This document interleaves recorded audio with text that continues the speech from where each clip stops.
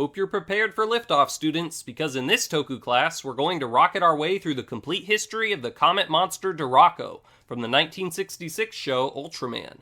This winged, well, at least half the time, space kaiju is one of my most requested video topics, and I'm thrilled to finally be able to look at his full story with all of you, having a strong liking of the creature myself. So let's not waste another moment and launch into some monstrous fun on today's episode of the Toku Professor.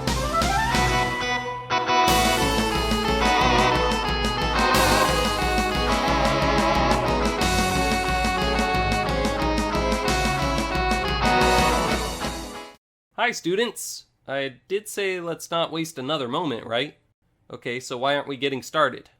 Oh, right, I'm the one controlling what shows up on your screens. Let's begin class by looking at Dorako's behind-the-scenes history. Dorako was seemingly dreamed up by Bunzo Wakatsuki, the writer of his debut episode, Mystery Comet Tsuifon, which Tsuifon, by the way, is the name of the comet Dorako originates from. Apparently, Bunzo originally had Dorako's name as Red Dorako in the script, but the red was dropped at some point, and all that remained was Dorako, or Draco. However you prefer to port the word from Japanese to English. It just basically means dragon-like. Fans of the channel might be able to guess who got to design how Dorako would look in the show. It's the same guy who designed basically all the other Ultra Kaiju during Tsuburaya Productions' early years. If you guessed Tolnarita, you are correct. Apparently, the initial design he drew up for the creature looked like a grasshopper, but this first version was rejected and replaced by this design, though Dorako's wings and the spikes on the back of his legs are said to be remnants from the initial grasshopper version of the kaiju.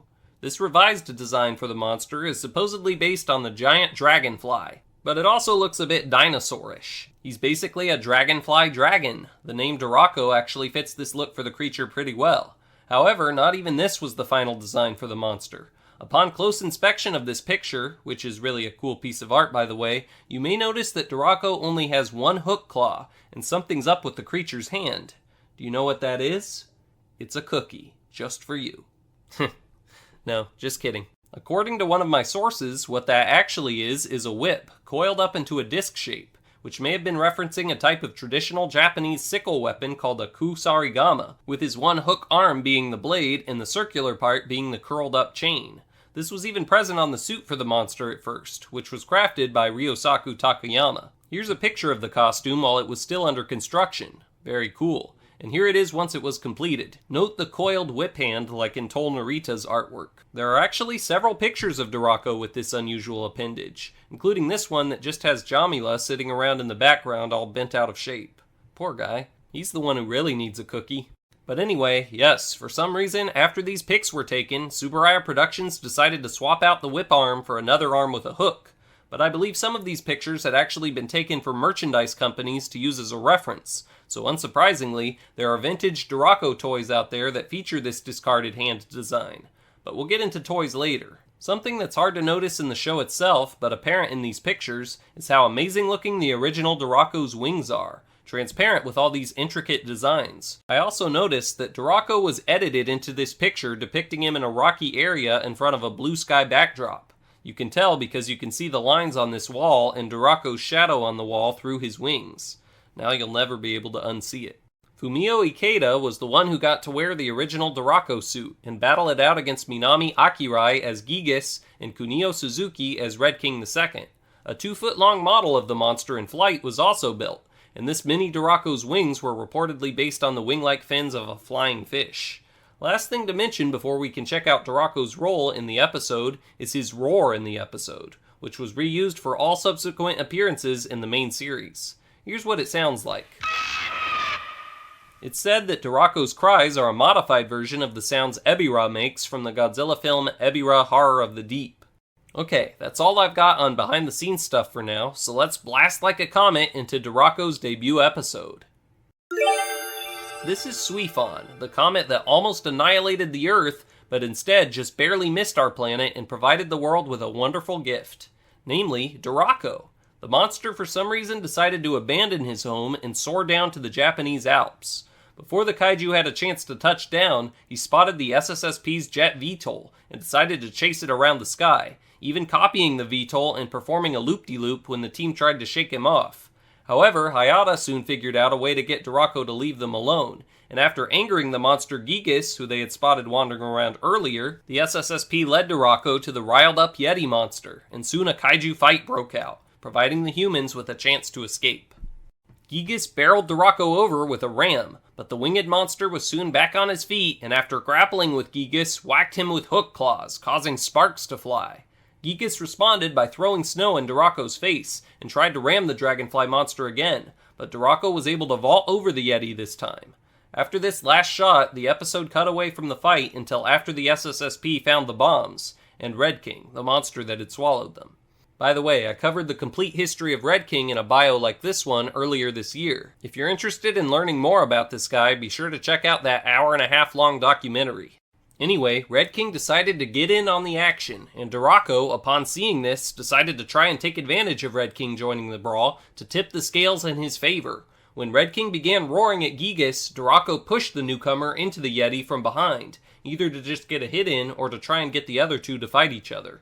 Red King did indeed give Gigas a small whack, but then retaliated at Dorako. The space kaiju was able to leap away though. So, Red King just tried again, and this time was able to grab his winged opponent before he could fly away, and ripped both of poor Dorako's wings off. You really should have thought twice before you shoved the skull monster, Dorako. Gigas was of course delighted by this development, and decided to get in on the humiliation of Dorako as well, as Red King, who for some reason was now supporting Gigas, cheered the Yeti on from the sidelines. Things really looked bad for Dorako, until he was able to land a blow on Gigas' face, knocking his opponent back, which made Red King frustrated, and forced the King of Corn to return to the ring. He and Dorako got into a bit of a boxing match before the show cut away from the fight. But don't get your hopes up for Dorako, because once the episode returned to the battle, the now wingless monster had somehow collapsed on the ground, and moments later his opponent had him in a tail lock. Then, Red King and Gigas decided to team up and simultaneously slam the space creature from both sides. Luckily for Dorako, he was able to fall aside and avoid the blow. Unluckily for Dorako, though, he was now dead? Really? Had the monster just anticlimactically died from his injuries? Well, yes, that does seem to be the case.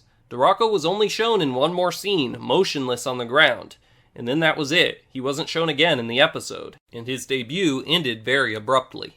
I guess maybe he could have escaped, which would explain why he couldn't be spotted in any more scenes, but based on his second appearance, which we will now look at, I think we basically have to assume he died in the Japanese Alps. And why do we have to assume that? Because in episode 37 of Ultraman, he gets revived.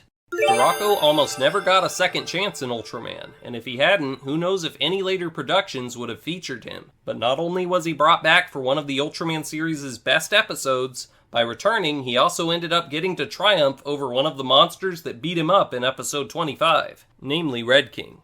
You may have noticed that the Red King costume sort of looked like it was falling apart in Mystery Comet Tsuifon. Well, it was. And because of this, even though the Skull Monster was scheduled to make one last appearance before the series concluded, Subaraya Productions decided they just couldn't use the same suit again, and pulled a different monster out of their warehouse to take over Red King's role in episode 47. And that kaiju was Dorako. Before filming began, several alterations were made to the Dorako costume. For some reason, they didn't give the kaiju his wings back. My guess as to why is that they were either fragile and hard to work with, or they had been damaged. But what's even more baffling to me than the decision to leave Dorako wingless is the fact that Kunio Suzuki, a suit actor, not a suit designer as far as I know, decided to pluck 4 horns off the suit of Imola from Kaiju Busca, a different Subaraya Productions show, and stick them all on Dorako's head, and then someone replaced his hook claws with normal hands. I mean, what was the point of all that? Maybe his claws and the top of his head were damaged? I wish I knew. Toll Narita didn't draw up a design for this slightly redesigned kaiju, now called Re-Dorako, but he did apparently give the costume team some instructions on what updates to make, so I guess both he and Kunio Suzuki were responsible for the weird additions and removals. A source says Re-Dorako is also a bit darker colored than the original Dorako, so it could have gotten a coat of paint between appearances. Eiichi Matsushima replaced Fumio Ikeda as the kaiju suit actor this time around. Okay, time to get back to covering Dorako's history from an in-universe perspective. Geronimon, the chief of the monsters, wanted to get revenge on Ultraman and the SSSP for destroying so many of his monster subjects, So he began reviving Kaiju the SSSP had destroyed, beginning with Pigmon, which wasn't a smart first choice, but then following it up with our subject for today, Dorako, as well as Telestan, who, fun fact, was also originally not going to be in the episode. It would have been Gamora instead. I've got history videos of Geronimon, Pigmon, and Gamora on this channel, so if you would like to learn more about any of these monsters, be sure to check them out. Anyway, Dorako and Telestan didn't go out and start attacking the SSSP base or anything once they were revived, as I assume Geronimon wanted, but instead immediately began fighting each other in the dark. Telestan had the advantage at first and bit down on Dorako's arm, but by the time the episode cut away from the battle, both monsters seemed exhausted. When the SSSP was guided to the area the following day by Pigmon, the two were no longer fighting each other. Perhaps they had formed an alliance and camped out on the rocks for the night. With the knowledge that many more Kaiju would be revived soon to form a monster army, the SSSP headed out on foot to try and quickly take out these first two threats. Hayata and Ide took on Dorako, and after he wandered by, the two of them fired at him from behind, angering the monster so much he smashed a pile of rocks. However, he wasn't able to locate his two attackers, and began wandering away again, allowing Hayata another chance to hit him in the exact same spot, causing the Space Kaiju to bleed. This time, Dorako spotted Ide, who hadn't shot this last time because he was just waiting around for Ultraman to show up. But Dorako was nonetheless determined to destroy him, thinking he was responsible. Desperate for Ultraman to save the day, Ide didn't move, and was almost crushed by Dorako, who raised his arm to slap him. But then Pigmon showed up and distracted Dorako by jumping about and making a bunch of screaming noises. This annoyed Dorako badly, who rubbed his face in frustration, roared, and then did this. That gets me every time. Yeah, me too. It's always interesting to see how people react to this scene. You may notice that right here, Dorako was behaving basically the same as Red King would. First rubbing his face as the Skull Monster does all the time, and then killing Pigmon, just like Red King did in the Lawless Monster Zone. I wonder if they even altered the script at all once Dorako replaced Red King, or if they just had him do the exact same stuff. Also, I'm curious if it was because of this scene where he wipes out Pigmon that they gave Dorako normal hands. Interesting stuff to think about. Upon witnessing Pigmon's death, Hayata reprimanded his teammate for not fighting back against Dorako, which gave Ide the motivation he needed to retaliate. However, Dorako kicked a shower of rocks in his direction, forcing Ide back. Furious, the SSSP member decided to whip out a new invention he'd recently built called the Spark 8, which worked so well, not even a piece of Dorako was left. Wow. So what was next on the agenda for Dorako after this unplanned, at least at first, return? Well, unfortunately for him, Dorako was one of the many monsters affected by the Curse of Redman. Redman is a 1972 series that went sort of viral a few years ago, which is rather similar to the low-budget show Ultra Fight, about a hero who, for some reason, attacks all these apparently human-sized Ultraman monsters with really low-quality suits in remote outdoor locations. Dorako was one of the monsters Redman took on, in 11 different episodes. He could be a dangerous opponent, but was of course always defeated in the end. It seems he had 2 different suits in the series, both based on Dorako, except the latter one gave him his hook-shaped claws back. Both of these were reportedly repurposed stage show costumes. Okay, enough with this low-quality stuff. Let's return to the main series and jump to the early 90s, and look at Dorako's next major appearance that occurred in a little show called Ultraman, the Ultimate Hero. How come it feels like I have to talk about this show every single time? Well, here goes nothing, I guess. At least we know we have a cool-looking suit to look forward to. Oh. Well, yeah, that's pretty cool, but is it just me, or does this guy, called Powered Dorako, not really look like Dorako? Why did you make him this color, Mahiro Maeda? Oh, okay, I see. I guess in the concept art he was originally going to be normal colored, and the reddish color was a later addition. Surprisingly, this color supposedly wasn't chosen to reference Red Dorako, the Kaiju's original name, but instead apparently Powered Dorako was supposed to be mimicking the actually Red King he fights in this show. Very interesting, though he looks more pink than red to me. Since Dorako is based on a dragonfly, Mahiro Maeda added some more insect-like stuff to this iteration of the monster. Traditional Japanese clothing was also worked into the design for some reason, despite The Ultimate Hero being a show for Americans. His wings were changed too. Artist Mihiro Maeda really went with something very different here. One of these people wore the finished suit based on Maeda's design, which was most likely crafted by Kevin Hudson. Most Ultraman the Ultimate Hero episodes were at least a little bit based off of the events of an episode from the original Ultraman, but other than featuring Red King, Dorako's episode, written by King Wilder, was nearly completely different from any of his previous appearances. Let's see what happened in Falling Stars Spell Trouble. Powered Dorako comes from space just like normal Dorako, but this iteration was a weapon of the Baltans. Yeah, remember when Alien Baltan used to be important to the Ultra series? He came to Earth in a cocoon thing, and as soon as Winter learned of it, they decided to take it out before any monster could emerge from it. Well, they weren't fast enough because Powered Dorako made his way out before they got there, and was immediately confronted by a male-powered Red King, who didn't really seem to pose much of a threat to the space kaiju. I have to wonder if Dorako was laughing here. Powered Red King stumbled to his feet and decided to try again, but Dorako responded by extending one of his claws and brutally attacking his opponent with one of the few moves from this series that really looks like it could do some damage. Powered Red King fell to the ground motionless, and Dorako extended his wings in triumph. I have to give this infamous show credit here. Dorako really does look pretty imposing in this shot. Winter began analyzing the kaiju without attacking it at first, until the creature began making his way back to the cocoon he'd come from. Protagonist Kai, meanwhile, was in that same vicinity trying to pick a sample off the ground, and taking a long time. Sanders tried firing at the monster to buy Kai some time, but none of the shots did anything at all. It was determined that Dorako had a totally bioreflective exoskeleton. But that should be impossible. So they decided to just go ahead and pull Kai back up out of danger. But the line broke and he was stranded on the ground with the monster. No big deal. Ultraman Powered rushed in to battle Powered Dorako, and was immediately punched to the ground. Dorako then whipped out his claw and chucked it at his new foe. The attack missed, but the monster quite literally had more tricks up its sleeve. But those also didn't work. It was the Ultra Hero's turn next. He missed a kick, but was able to land this energy blast attack. However, this did not produce a desired effect. It just made Dorako start yelling really loud, which hurt everyone's ears. The yell was actually a signal that traveled all the way through space to Powered Zeton, causing this monster to begin glowing. According to one source, Dorako was sending Zeton data on Ultraman Powered here. Meanwhile, back on Earth, the fight continued. Ultraman Powered dodged several strikes from another Dorako blade, and pushed the space creature away, and then tried to hit him with his Mega Spacium Beam. But taking a page out of the original Zeton's book, Powered Dorako just reflected the move back at the Ultra, causing him to crumple to the ground. With no energy left, Powered was forced to retreat. Wow, Dorako was able to beat an Ultra on his first try. Not only that, this iteration was immune to energy attacks and missiles. Pretty OP.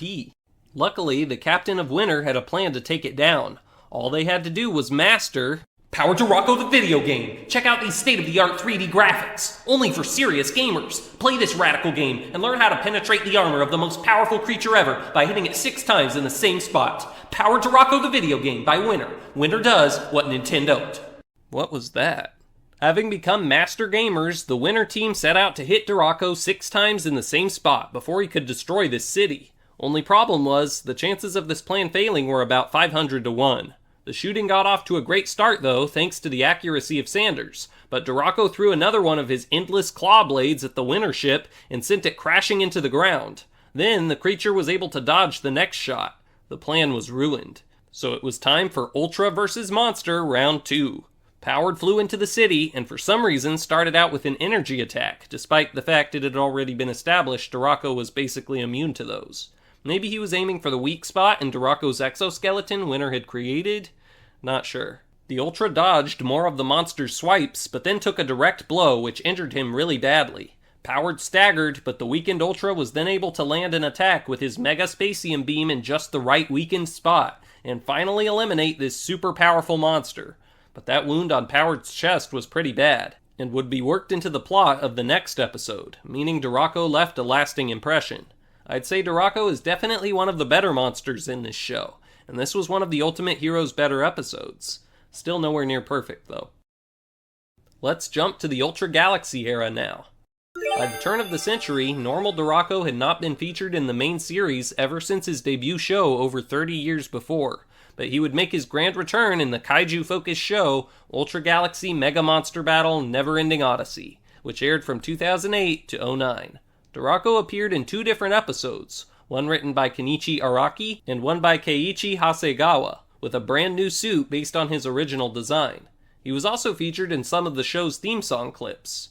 Hiroshi Suenaga was Dorako's suit actor for both of these appearances. Let's jump back in universe and check out both of them, starting with episode 2 of the series. After getting stranded on Planet Hammer, the protagonist Rei and his boss were suddenly attacked by a Dorako, later revealed to belong to an alien Hook, who touched down close to their ship. Rei wasted no time in... Let me guess, don't tell me he used a Gamora card! Okay, I won't, because he didn't. What? Oh. He whipped out this Eleking card and summoned his Eleking to battle Dorako. The fight started with some jabs from both kaiju and many other really fast melee strikes. Eleking then tried to ram Dorako, but as we know from when Red King tried this, that doesn't always work on Dorako. The dark blue monster was able to hit Eleking with several powerful slashes, but the creature lost his momentum after being pummeled by a bunch of wyvern missiles. Eleking got several good strikes in, and Dorako decided to fall back and fly away, but Eleking grabbed him by the feet. And just like the last time this happened to Dorako, he couldn't get away, and got his wings ripped off, as this sinister music began playing, even though Eleking was supposed to be the good monster here. The wingless kaiju began getting walloped really badly, and was unable to fight back. Eleking was easily able to finish the fight with a blast of electricity, and Dorako took the L. But Dorako may not have been as dead as he seemed, because in episode 10 of the same show, the alien Hook called on Dorako for a battle yet again, except this time it was Re-Dorako. So rather than being killed, I guess the loss just somehow transformed him into his wingless, hook-clawless, horn-headed form. Any guesses who the kaiju's opponent was? If you guessed Teleston, the first monster Re-Dorako ever fought, you'd be correct. Is it just me or does this feel like a callback? The Teleston, belonging to an alien Zeton, began the match with this twisting attack, which didn't do all that much. Dorako was able to catch a kick from Teleston and flip his foe, before hurling him away. Teleston countered with a strong slam and tried to flatten Dorako, but the strong comet monster just picked the subterranean kaiju up and prepared to toss him on the ground, I assume.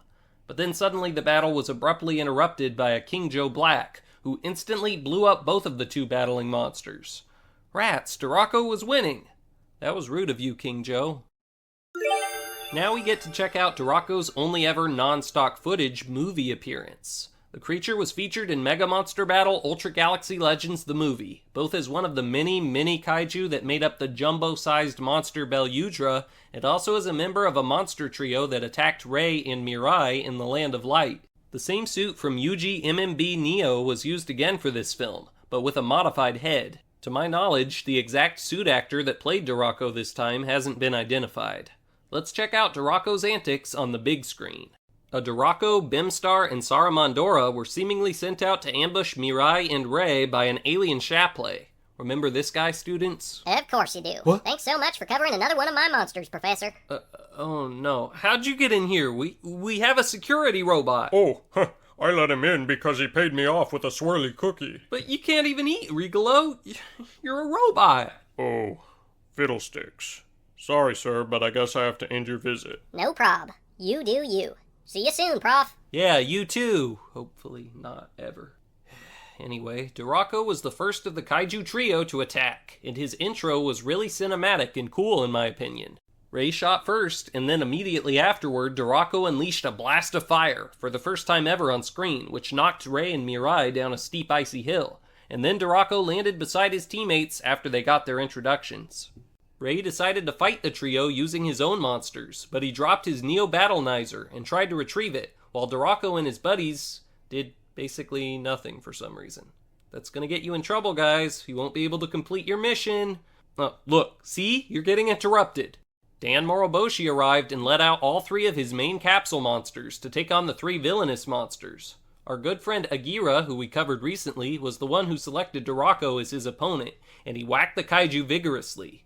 Dorako was shown fighting back in one shot, and then when the movie refocused on the 2 monsters, Dorako grabbed Agira by the head, but the capsule kaiju was somehow able to take advantage of this and fling Dorako a mile high. Agira then leaped into the air and rammed the winged monster, causing Dorako to explode. I don't know why that would make Dorako explode, but it did. Not the monster's best fight, I can certainly say that.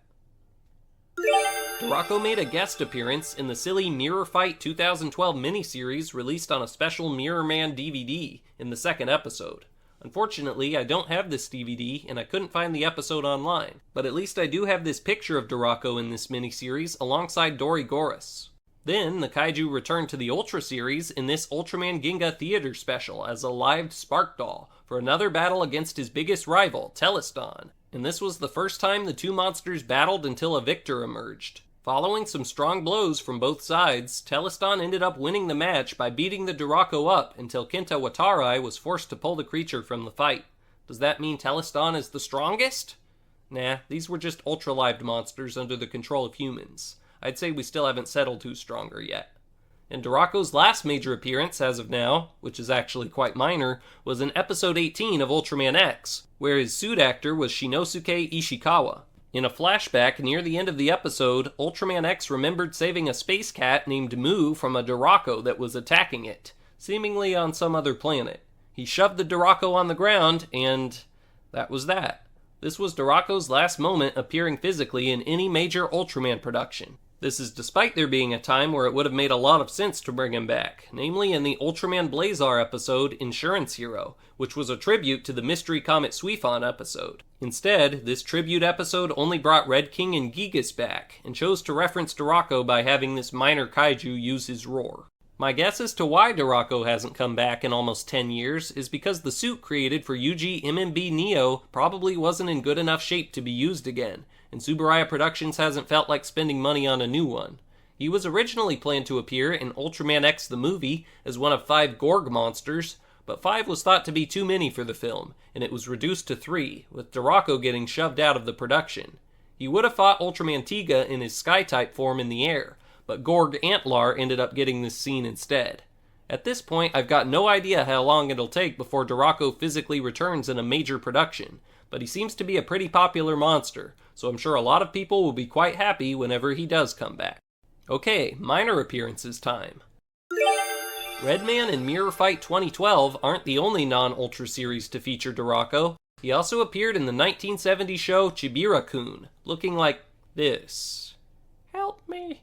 A source claims the Dragonfly monster is present in the Monster Graveyard both in this Ultraman 80 episode and this Ultraman Mebius episode.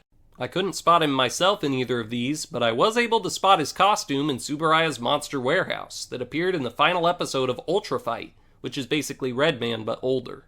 He's shown up in as many as 6 different stage shows and appeared in a picture shown in Ultra Zone. Here are some other works to feature the monster as well. Notably, in the manga called Ultraman Story 0, it seems the author decided to redesign Dorako a little, and gave him flying squirrel-like membranes instead of wings on his back. Also, while this Ultraman anime didn't feature Dorako himself, there's a monster in it heavily based on Dorako, that also originates from the Comet Tsuifon, named, well, Tsuifon. He has forms both based on Dorako and Re-Dorako. Okay, playtime's over. Time to cover Dorako toys. Oh wait. I guess that means playtime's starting. I'll start this section by showing you the Dorako figures I own myself in my Toku archive. I have an older Ultra Monster series figure of Re-Dorako and a really nice Gashapon normal Dorako figure. I've also got the super rare Dorako Spark Doll, which goes for about $100 right now, so I'm really happy about that.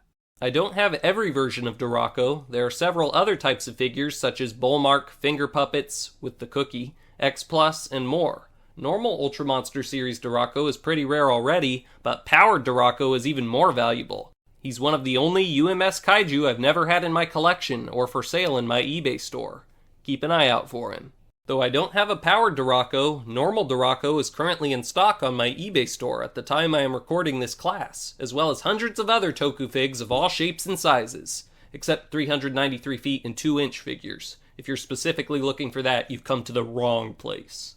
Jokes aside, I'd really appreciate it if you check out my eBay store or my Toku Professor merch store. Proceeds support this channel and put smiles on my face. Multiple smiles simultaneously. Don't ask how that works. Links to both stores, as well as to my X, aka Twitter account, are in the description. Also, don't forget to send pictures of this Ultra to my Twitter before we hit 25k subs to perhaps have it featured in my 25k sub special. Now, would someone mind explaining to me why it smells so good in here? You kept bringing up cookies in class, and our stomachs couldn't handle it anymore, so we made some. You know that baking during class is against Tokupolis Elementary Protocol, right? But don't worry, I won't tell anyone. Don't mind if I do. I'm now a certified cookie monster. The delicious aroma. It's so good you could smell it from space. I think you may have something there, Professor. A space creature is dashing toward the classroom right now. What? Who is it? It's a dark blue and white monster with hook-shaped claws, a beak-shaped mouth, and wings on its back. It must be Gaigan, of course. Oh. Huh? Why is everyone so disappointed? Forgot to mention this, students. In 1972, Toho came out with a monster pretty similar to Dorako, Gigan. Pretty sure their close likeness was just a coincidence, but yeah, similarities do exist between them. I wasn't expecting this kind of reception. sorry. Cockroach cookie? Ah, that's more like it.